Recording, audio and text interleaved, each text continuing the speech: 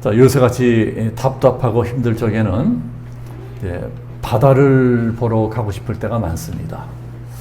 저는 이 바다를 좋아해서 종종 바다 구경을 하러 가고는 합니다. 못기 때문에 자주 갈 수는 없지만 그래도 탁 트인 바다를 바라보면 이 답답한 가슴이 뻥 뚫린 것 같은 그러한 느낌을 받을 때가 있습니다. 그래서 전에는 우리 교회에서 45인승 관광버스를 대절해서 우리 성도님들을 모시고 바다 구경을 하러 갔던 적이 많이 있었습니다. 그때는 교회도 부흥할 때이고 우리 성도님들도 지금보다 훨씬 많을 때였기 때문에 종종 바다 구경하러 많이 갔었습니다. 물론 가까운 서해 바다에도 갔었지만은 주로 동해 바다를 구경하러 갔었습니다. 화진포도 가고 경포대도 가고 낙산사 해수욕장도 가고 돌아오는 길로는 설악산도 가고 오색약수도 가고 또 이런저런 맛있는 음식도 먹고 그렇게 즐거운 시간도 보냈습니다. 코로나 시대를 맞이해 생각하니까 그런 것이 다 까마득한 옛날 일처럼 느껴집니다. 언제 우리 교회에 그러한 일들이 있었는가 까마득한 옛날같이 느껴집니다. 자, 우리 교회 그렇게 저와 같이 관광버스 타고 바다 구경하고 다니신 분들도 이 자리에는 계십니다. 바다는 뭐니 해도 동해 바다가 좋습니다. 서해 바다는 밀물과 썰물이 있어서 하필 바다 보러 갔을 적에 썰물이면 별로 볼 것이 없습니다. 썰물 때는 배들도 다 개펄에 처박혀 있습니다. 개펄에 빠져서 꼼짝 못하는 배들을 보면 괜히 우리들의 마음까지 쓸쓸해질 때가 있습니다. 저 배도 한때는 저 망망대해를 누비고 다니던 배였을 텐데 지금은 저렇게 꼼짝 못하고 개펄에 처박혀 있으니 참 신세가 처량하구나, 한심하게 되었구나. 자, 그런 생각이 듭니다. 자, 우리도 인생을 살다 보면 썰물 같은 때를 만나게 될 때가 있습니다. 썰물 때처럼 모든 것들이 다 빠져나가서 나에게는 아무것도 남아있지 아니하고 그래서 모든 희망도 다 사라져 버린 것 같은 그런 캄캄하고 어두운 때를 만나게 될 때가 있습니다. 가정에도 그럴 때가 있습니다. 한때는 잘 나가고 번성하던 집안이었는데 이런저런 어려운 일을 만나서 가난해지고 자손도 흩어져 버리고 쇠락해버린 그런 집안들도 있습니다. 그게 썰물을 만난 것입니다. 그 가정이 썰물을 만났습니다. 직장이나 사업도 다 마찬가지입니다. 계속 잘 나가기만 하는 직장이나 사업은 없습니다. 언젠가는 썰물의 때가 다가옵니다. 나라도 마찬가지입니다. 우리나라도 지금은 명백히 썰물의 때입니다. 뉴스를 보면 이 나라가 지금 뭐 하나 제대로 되는 것이 없구나. 탄식이 저절로 나올 때가 있습니다. 한때는 잘 나가던 우리나라가 왜 이 모양이 되었을까? 어쩌다 이렇게 되었을까? 나라가를 보면 이 탄식이 저절로 나옵니다. 교회도 마찬가지입니다. 우리 한국교회도 한때는 밀물의 때가 있었는데 밀물처럼 계속 교회가 부흥하고 밀물 때처럼 그렇게 이 성도들이 부흥하던 때가 있었는데 지금은 썰물의 때가 되어버렸습니다. 우리 교회도 한때는 썰물의 때가 있었습니다. 밀물처럼 새로운 성도들이 계속 매주일마다 등록하고 교회가 차고 넘쳐서 예배당에 비좁아서 날마다 걱정하던 때가 있었습니다. 이렇게 많이 들어오시는데 이 자리가 비좁아 다 모셔서 어떻게 하느냐. 예배를 몇 번씩 나누어 드리고 그러한 시절도 있었습니다. 그런데 썰물의 때가 오니까 이런저런 사정으로 다 빠져나가고 특히 이렇게 코로나까지 닥치니까 더 치명적이 되었습니다. 교회든 나라든 가정이든 사업이든 직장이든 우리 인생에는 그러한 썰물의 때가 있습니다. 썰물의 때가 되면 누구나 다 힘들어합니다. 썰물의 때가 되면 누구나 다 눈물 나고 마음이 괴롭고 슬프고 그렇게 됩니다. 그러나 썰물 다음에는 반드시 밀물이 온다. 자, 우리는 이것을 믿고 살아야 됩니다. 썰물 다음에는 반드시 밀물이 온다.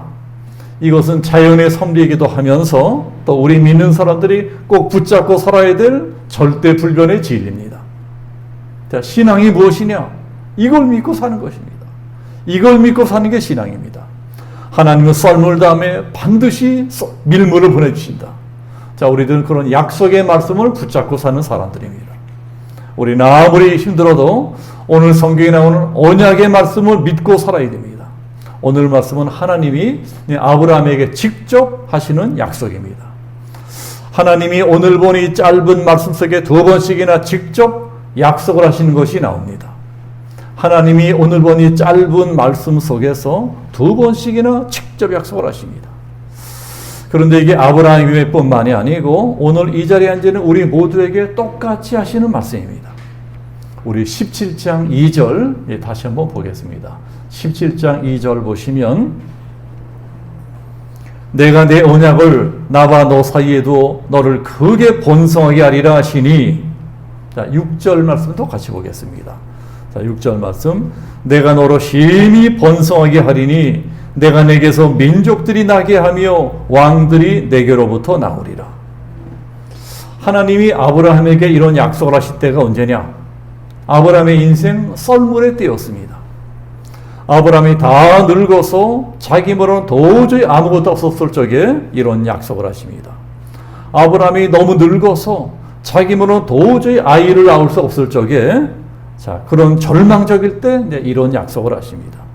내가 너에게 자식을 줄 것이다. 그리고 내 자식들을 번성하게 줄 것이다. 네가 낳은 자식들이 큰 민족을 이루고 네가 낳은 자식들 중에 많은 왕들이 태어날 것이다. 아브라함처럼 우리가 살고 있는 이 시대도 분명히 썰물의 시대입니다. 지금 이 시대는 썰물의 시대다. 이 나라의 정치, 경제, 안보, 사회, 문화, 종교 그 어느 것 하나 희망을 가질 수가 없는 그런 썰물의 시대. 지금은 정말 우리가 고생하며 이루어놓았던 모든 것들이 하나하나 우리 곁을 다 빠져나가고 있는 그런 어려운 시대입니다.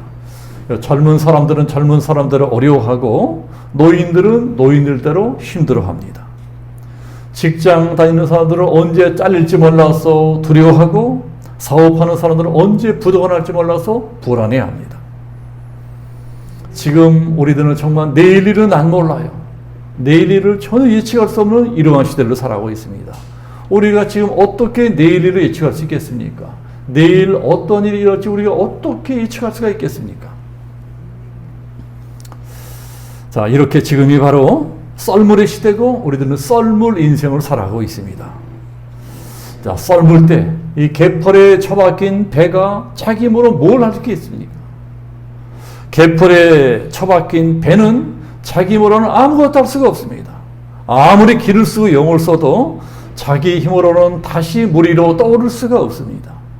그러나 그러다가도 다시 밀물이 오면 어떻게 됩니까? 그러면 그때 기적 같은 일이 일어납니다. 자기가 아무것도 안 해도 저절로 배가 떠오르는 것입니다. 저절로 두둥실 배가 바다 위로 떠올라서 저 망망대해를 향해서 다시금 힘차게 나아갈 수 있게 됩니다. 오늘 성경이 그런 말씀입니다. 나는 다 끝났다. 나에게 더 이상 희망은 없다. 이렇게 썰물 인생을 살고 있는 아브라함이 갑자기 밀물 인생으로 바꿔집니다. 이게 아브라함이 대단하고 능력이 많고 이래서 그렇게 된 것이 아니고 하나님이 그냥 쫙 밀물을 보내주시니까 그때부터 아브라함이 완전히 새로운 사람으로 변해버리고 기적의 주인공이 되고 이스라엘 조상이 되고 더 나아가서 마침내 우리 인류의 조상까지 되는 창대한 복을 받게 됩니다. 그러나 원래는 아브라함이 어떤 사람이었어요?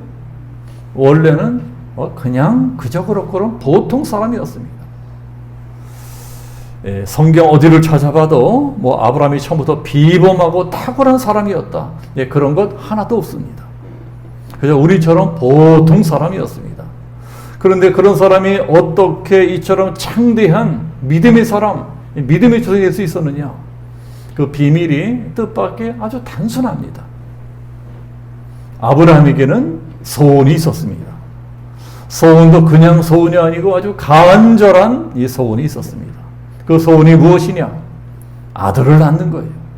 나한테 아들이 있었으면, 제발 나한테 아들이 생겼으면, 아들 하나 낳는 것이 아브라함의 평생 소원이었습니다. 아브라함은 나이 75이 되도록 자식 하나 낳지 못하고 살던 사람입니다. 요새는 뭐 하도 젊은 사람들이 아이를 낳지 않으려고 하다 보니까 이 자식 없이 사는 것도 뭐 별난 일이 아니고 흔한 일이 되었습니다. 그러나 옛날 고대 세계에서 자식이 없다는 것은, 특히 아들이 없다고 하는 것은 그야말로 저주 중에 저주였습니다. 제일 끔찍한 저주가 아들을 낳지 못하고 죽는 것입니다. 그러니까 아브라함이라고 하는 사람에게는 평생 소원이 아들 하나 낳는 것입니다. 꿈에도 소원은 통일이 아니고 꿈에도 소원은 아들 하나 낳는 겁니다. 그런 간절한 소원이 있었기 때문에 하나님을 믿게 되었습니다. 만약에 아브라함이 그런 간절한 마음의 소원도 없고 아무것도 아쉬운 것이 없었더라면 아마도 하나님을 믿지 않았을지도 모릅니다. 어쩌면 우리도 다 마찬가지입니다. 우리도 다 잘 나가고 돈 잘 벌고 사업 잘 되고 직장 잘 되고 몸도 건강하고 아이들 잘 크고 그러면은 구태여 하나님 잘 믿으려고 애쓰지 않습니다. 사람이란 뭔가 아쉬운 것이 있고 뭔가 간절한 소원이 있어야 하나님을 찾게 되어 있습니다. 그래서 하나님이 때로는 그런 것을 역으로 이용하십니다. 우리를 부르실 적에는 먼 면을 아쉽게 만드십니다. 뭔가 부족하게 만들고 뭔가 가난하게 만들고 뭔가 병들게 만들고 뭔가 애들 때문에 속 썩고 그렇게 만드십니다. 그래야만 우리가 하나님을 찾고 하나님을 의지하고 하나님을 잘 믿으려고 애쓰게 되어 있습니다. 아브라함도 마찬가지였습니다. 아브라함도 뭐 돈도 있고 백도 있고 힘도 있고 예쁜 마누라도 있고 있을 건 죄 갖고 있는데 정작 제일 소원하는 아들은 없었습니다. 다 있는데 아들 하나만 없는 것입니다. 그래서 아들 하나만 있었으면, 제발 나에게 아들 하나만 있었으면, 이제 그런 소원을 가지고 있는 아브라함에게 어느 날 하나님이 찾아오십니다. 찾아오셔서 이런 것을 약속하십니다. 내가 너와 내 아내 사이에 아들을 주겠다. 그리고 그 아들을 통해서 밤하늘의 별보다도 사막의 모라보다 더 많은 후손들을 너에게 주겠다. 번성하는 축복을 약속하십니다. 내가 너를 큰 민족의 조상이 되게 하리라. 이것이 다 우리가 잘 알고 있는 이제 창세기 12장에 나오는 말씀입니다. 그 대신에 조건이 하나 있는데 네가 살거니 우상 숭배하는 땅을 떠나라는 것입니다. 이 우상의 땅 갈대우르를 떠나라. 그리고 내가 너에게 지시하는 저 약속의 땅 가나안으로 들어가라. 자, 이것이 이제 묘세로 치자면 예수 믿고 교회 나오라는 것입니다. 교회에 나와서 예수 믿어라. 너 교회에 나와서 예수 믿어라. 그러면 내가 너에게 아들을 줄 것이다. 내 소원은 이루어질 것이다. 자, 그 말씀을 듣고 아브라함이 어떻게 합니까? 바로 순종합니다. 아브라함이 잘하는 것 중에 정말 잘하는 것이 즉시 순종합니다. 바로 순종을 해요. 하나님이 가라고 하는 가나안 땅으로 바로 들어갑니다. 자, 그러자 하나님도 약속을 지키십니다. 먼저 물질적으로 번성이 되는 복을 주십니다. 자, 그래서 우리들도 복을 받고 싶으면 먼저 순종하셔야 됩니다. 복을 받고 싶으면 순종해야 된다. 순종하면 먼저 내 영혼이 잘 됩니다. 내 영혼이 잘 되면 그 다음에 범사가 잘 되고 강건해지는 복을 받게 됩니다. 아브라함도 먼저 영적으로 잘 되니까 그 다음에 사업도 잘 되고 범사가 잘 되고 형통해지는 축복을 받게 되었습니다. 아브라함은 목축 사업을 하는 사람이었는데 이제 그 사람, 하나님이 그 사업에 점점 복을 주십니다. 자, 그러자 소떼와 양떼가 엄청나게 늘어나서 단기간에 중근동 일대로 줄여주는 거부가 되었습니다. 재벌이 되었습니다. 그 지역사회에 강력한 영향력을 행사하는 유력 인사가 됩니다. 당시 아브라함의 힘이 어찌나 막강했던지 수백 명의 군대까지 거느리고 있었습니다. 그 군대를 거느리고 전쟁을 해서 대승을 거둔 적도 있었습니다. 아브라함이 하나님의 말씀에 순종하니까 그 정도로까지 잘 나가는 인생이 됩니다. 네, 그러나 그럼에도 불구하고 아직 진짜 바라는 소원은 이루어지지 않고 있었습니다. 이상하게 하나님이 다른 것은 다 주시는데 아들만은 영 주지 않는 것입니다.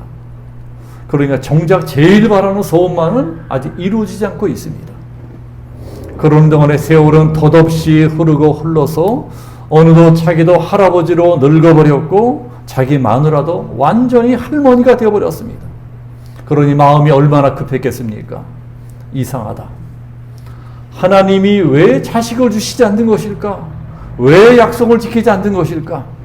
기다리다가 지쳐버립니다. 그리고 점점 의심이 들기 시작합니다. 안 되겠다.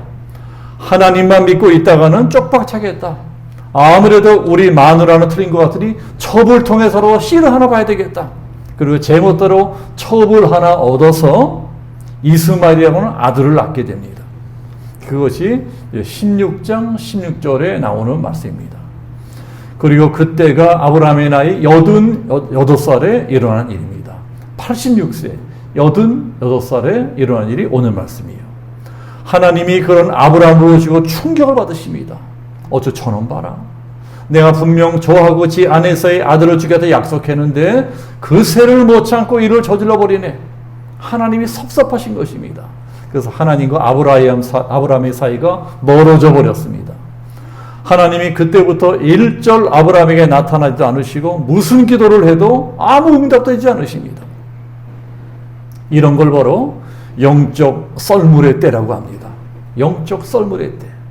우리 인생에 그런 영적 썰물의 때가 있습니다.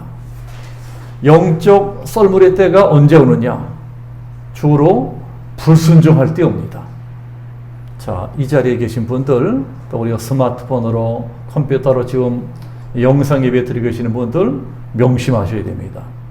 불순종하면 영적 썰물의 때가 온다. 영적 썰물의 때가 오면 내 가진 모든 것들이 다 빠져나가 버린다. 영적으로 썰물의 때를 만나니까 아브라함이 그때부터 마음의 기쁨도 사라지고 평안도 사라져 버립니다. 하나님이 지켜주시고 도와주셔서 내가 이만큼이나 성공하고 돈 벌고 잘 살게 되는데 이제는 하나님이 나를 떠나버리신 것 같아요. 그러니 마음이 늘 조마조마한 것입니다.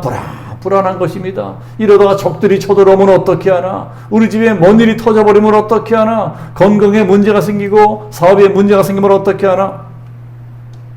오늘날 우리도 마찬가지입니다. 영적으로 썰물이 오면 그 다음에 그 환경적, 물질적 썰물이 찾아오는 수가 있습니다. 직장이나 사업에 문제가 생기고 가정에도 문제가 생깁니다. 사업도 안 돼요. 영적 썰물인데 뭘 한들 잘 되겠습니까?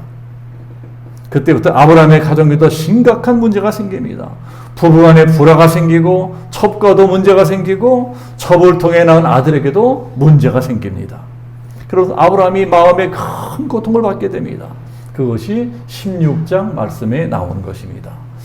오늘 말씀은 그때로부터 무려 13년의 세월이 지난 다음에 일어나는 일입니다. 자, 오늘 말씀 17장 1절 보시면 이제 아브라함의 나이는 99살 완전히 파파 할아버지가 되었습니다.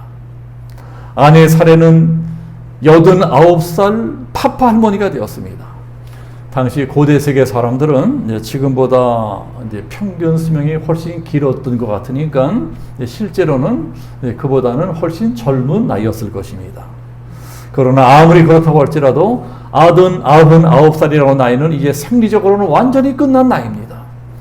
그 나이가 된 아브라함 부부가 아이를 갖게 된다는 건 완전히 불가능한 일입니다. 혹시나 하는 신락 같은 기대까지 완전히 끝나버린 그야말로 완전히 절망적인 나이, 100% 절망적인 나이입니다.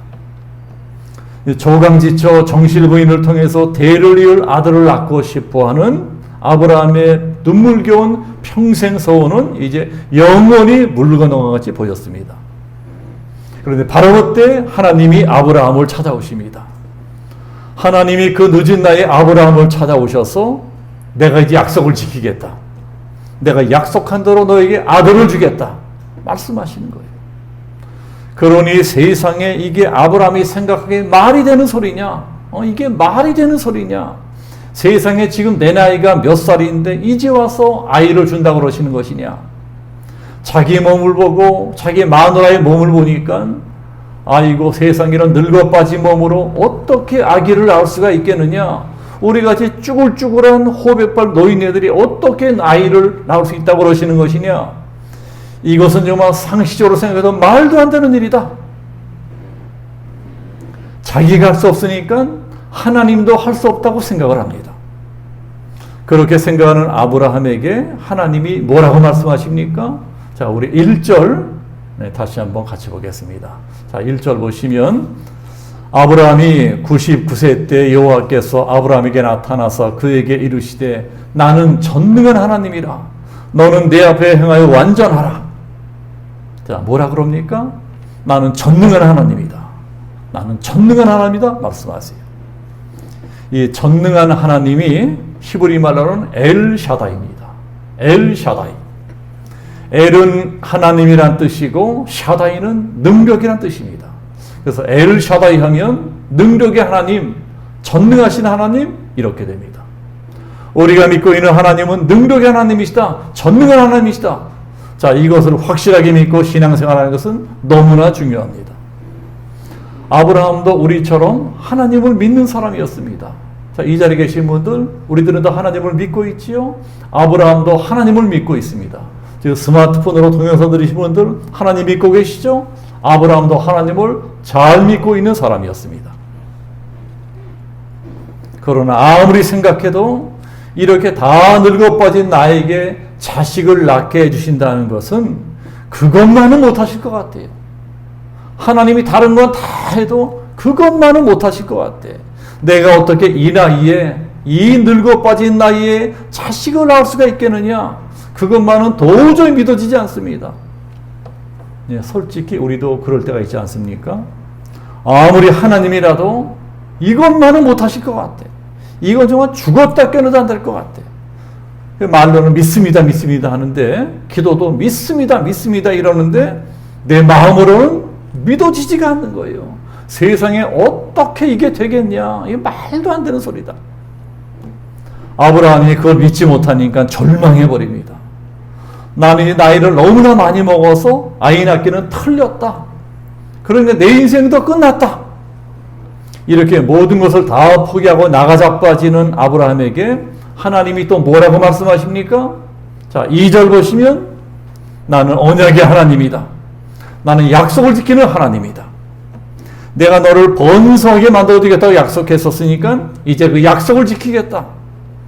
옛날에 내가 너한테 한 약속을 지키려고 찾아오셨다는 거예요. 나에게는 능치 못할 것이 없다. 네가 불가능하다고 나까지 불가능한 줄 아느냐? 그 일이 너에게는 불가능한 일일지 몰라도 나 하나님에게는 불가능은 없다. 나 하나님에게는 불가능한 일은 없다. 나는 엘샤다이, 전능한 하나님이다. 그러니까 나는 너와 한 약속을 반드시 지킬 것이다. 엘샤다이, 전능한 하나님. 그런데 여기 나오는 샤다이는 이 샤드라고 하는 히브리 말이 어원입니다. 그러니까 샤다이는 샤드에서 나왔어요. 그러면 샤드라고 하는 말이 무슨 뜻이냐? 샤드라고 하는 말은 어머니의 젖가슴이라고 하는 뜻입니다. 어머니의 젖가슴, 이게 샤드예요. 젖먹이는 갓난아기에 있어서 어머니의 젖가슴은 정말 신비한 장소입니다. 이 어머니의 젖가슴에게만 안기면 아무리 울고 버티던 아기도 울음을 뚝 그치게 됩니다. 엄마 젖가슴에 안긴 아기는 아무 근심 걱정이 없습니다. 태풍이 몰려온다고 할지라도 엄마 품에 안긴 아기는 새끈새끈 잠만 잘도 잡니다. 갓난아기에게 있어서 젖먹이는 엄마의 품은 그야말로 전능한 품입니다. 갓난아기에게 있어서 엄마는 그야말로 전능한 존재입니다. 갓난아기에게 있어서 엄마는 전능한 하나님이에요. 갓난아기의 힘으로는 도저히 불가능한 것들을 엄마는 다 할 수 있습니다. 갓난아기가 자기 힘으로 우유 찾아 먹을 수 있습니까? 그것은 100% 불가능한 일입니다. 갓난아기가 자기 힘으로 기저귀 갈아찰 수 있나요? 100% 불가능한 일입니다. 그런데 엄마는 그 어려운 일을 척척합니다. 우유 먹여주고 기저귀 갈아채워주고 엄마는 척척 모든 것을 다 해요. 갓난아기에게 엄마는 전능합니다. 그까지가 엄마에게는 아무것도 아니에요. 너무나 쉬운 일입니다. 우리 하나님이 그런 분이시라는 것입니다. 갓난아기 같은 내 능력으로는 도저히 할 수 없는 일들이 하나님께는 너무나 쉬운 일입니다. 하나님이 하시려고만 하면 홍해도 갈라져 버립니다. 여리고도 무너뜨려 버립니다. 풍랑도 잠잠하게 하십니다. 맹물도 포도주로 바꿔버리십니다. 불치병 걸린 사람도 단번에 낫게 하시고 심지어는 죽은 사람까지 나 살아야 나오너라 단번에 살려버리십니다. 우리한테는 기적 같은 일인데 하나님께는 그런 일이 너무나 쉽고 아무것도 아닌 일이라는 것입니다. 그러니까 우리가 하나님의 능력을 믿기만 한다면 그 믿음대로 된다는 것입니다. 할 수 있거든이 무슨 말이냐? 믿는 자에게는 능치 못할 것이 없느니라. 나에게 능력 주시는 자 안에서 내가 모든 것을 할 수 있느니라. 지금 하나님이 아브라함에게 본때를 보여주기로 작정하셨습니다. 네가 나를 너무나 우습게 하는구나. 네가 아직도 나를 너무나 믿지 못하는구나. 좋다. 그렇다면 이제 내 실력을 보여주겠다. 내가 너희들에게 기적을 일으켜주겠다. 그리고 기적을 일으켜 주시기 전에 먼저 아브라함의 이름부터 바꾸어 주십니다. 우리 17장 5절도 같이 보겠습니다. 17장 5절 보시면 이제 후로는 내 이름을 아브라함이라 하지 아니하고 아브라함이라 하리니 이는 내가 너를 여러 민족의 아버지가 되게 하려 함이니라. 아브라함이라고 하는 뜻은 여러 민족의 아버지라고 하는 뜻입니다. 아브라함은 단수예요. 아브라함은 복수입니다. 내가 너를 여러 민족의 아버지로 만들어주겠다. 내가 너를 열국의 아비로 만들어주겠다.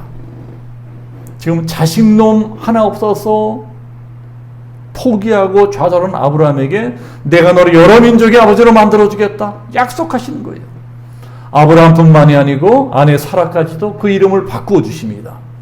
자, 그 뒤에 있는 17장 15절을 보시면 하나님이 또 아브라함에게 이르시되 내 아내 사레는 이름을 사레라 하지 말고 사라라 하라. 자, 사레가 무슨 뜻이냐? 여러 민족의 어머니다는 뜻입니다. 사레는 단수예요. 또 사라는 복수입니다. 내가 네 아내도 여러 민족의 어머니로 추앙받게 만들어주겠다. 이름까지 바꿔주십니다. 하나님이 내 반드시 그렇게 하겠다. 의지를 보여주시는 것입니다. 이렇게 먼저 이름부터 여러 민족의 조상으로 바꿔줘 버린 아브라함과 사라 부부가 드디어 때가 참에 인생 노년에 기적적으로 자식을 낳게 됩니다. 하나님이 100살 할아버지와 90살 할머니를 회춘시켜 주십니다. 할아버지 할머니를 젊은 사람으로 회춘시켜 주시는 거예요. 그렇다면 몇 살쯤 되는 나이로 회춘시켜 주셨을까? 성경에는 나와 있지 않지만 아마도 제 생각에는 한 40대쯤 되는 몸으로 회춘시켜 주셨을 것 같아요. 한 40대 정도 되는 몸으로. 남자 나이 40이면 한참 때입니다. 남자 나이 40대면 아직 한참 정력도 좋을 때입니다. 여자 나이도 40대가 가장 무르익을 때입니다. 20대나 30대는 아직 풋내기입니다.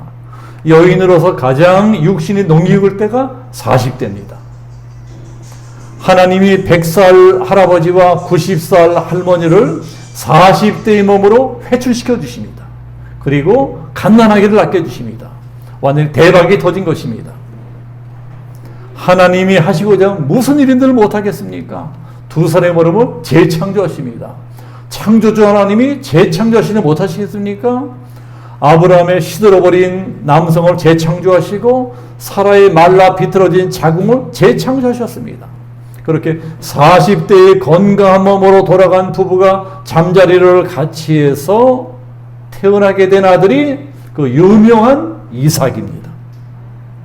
100살에 낳은 이삭을 통해서 야곱이 태어나고 야곱을 통해서 12아들이 태어나고 12아들 12지파를 통해서 이스라엘 민족이 태어나고 이스라엘 민족을 통해서 마침내 구세주 예수님이 탄생하십니다.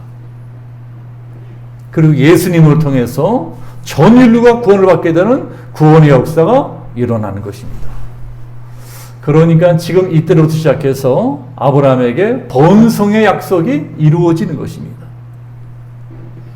자, 여러분, 밀물 다음에는 썰물이 오고 썰물 다음에는 밀물이 온다. 이것은 동서고금을 막론하고 만고불변의 진리입니다. 그래서 지금 혹시 우리 교회에 밀물의 때를 만난 분이 계시다면 지금 나는 모든 것이 만사 형통하고 근심걱정하고 평안하고 아무 문제가 없다. 잘 나가는 분이 계신다면 이러다가도 갑자기 썰물이 떼고 오는 수가 있다. 이것을 명심하고 겸손하셔야 됩니다. 또 만약에 지금 썰물의 때를 만난 분이 계신다면, 그래서 먹고 살기 힘들고 마음이 괴롭고 슬프고 낙심하고 좌절하고 이런 분이 계신다면 그건 밀물의 때가 올 것이다. 썰물 다음엔 밀물의 때가 올 것이다. 이것을 믿고 살아야 됩니다. 밀물의 때가 오기만 하면 하나님이 다시 두둥실 저 물 위로 떠올리실 것이다. 나를 물 위로 들어 올리셔서 나를 다시 형통하게 하시고 번성하게 만들어 주실 것이다. 이걸 믿어야 됩니다. 우리가 어렵고 힘들 때일수록 이러한 번성의 약속을 믿으셔야 됩니다. 썰물의 때일수록 이런 번성의 약속을 믿고 살아야 됩니다. 그리고 여러분 순종하셔야 됩니다. 이 언약의 말씀은 순종하는 사람에게만 주어진 언약입니다. 불순종하는 사람에게는 이 언약의 말씀은 아무 상관이 없습니다. 순종하는 자에게는 하나님께서 밀물을 보내주신다. 때가 되면 하나님이 이 나라에 밀물을 보내주셔서 번성하게 하실 것이다. 때가 되면 하나님께서 다시 이 나라 교회들을 번성해 줄 것이다. 때가 되면 하나님께서 우리 가정, 우리 자녀들을 번성하게 만들어 주실 것이다. 때가 되면 하나님 우리들의 직장과 사업과 범사를 형통하게 만들어 주실 것이다. 하나님의 뜻은 우리가 번성하게 되는 것입니다. 하나님의 뜻은 하나님의 자녀 우리들이 번성하는 인생을 살아가는 것입니다. 번성할지어다. 번성하는 복을 받아서 하나님의 영광을 드러내는 복 있는 인생을 살아가거라. 내가 너를 크게 번성하게 하리라. 이 번성의 약속을 믿으시고 때가 차기까지 더 인내하고 더 기도하고 더 말씀 의지해서 마침내 아브라함처럼 번성의 축복을 받아 누리시는 우리 양주명성교회 모든 성도들 되시기를 예수님의 이름으로 축복합니다. 아멘. 기도하겠습니다. 자비로우신 아버지 하나님, 아브라함에게 번성의 축복을 약속하신 하나님은 우리 모두가 믿는 동일한 하나님이십니다. 우리가 순종하면, 우리가 끝까지 하나님의 뜻을 따르며 하나님의 뜻대로 살아보자 애쓰면 하나님이 다시금 우리에게 밀물을 보내주셔서 번성의 때를 만나게 하실 것이다. 내가 너를 크게 번성하게 하리라. 오늘 예배 시간 우리 모두에게 주신 이 귀한 말씀 생명의 손 붙들고 나아가는 우리 모두에게 하나님의 언약의 말씀이 온전히 이루어질 것을 믿고 감사드리며 예수 그리스도의 이름으로 기도하옵나이다. 아멘.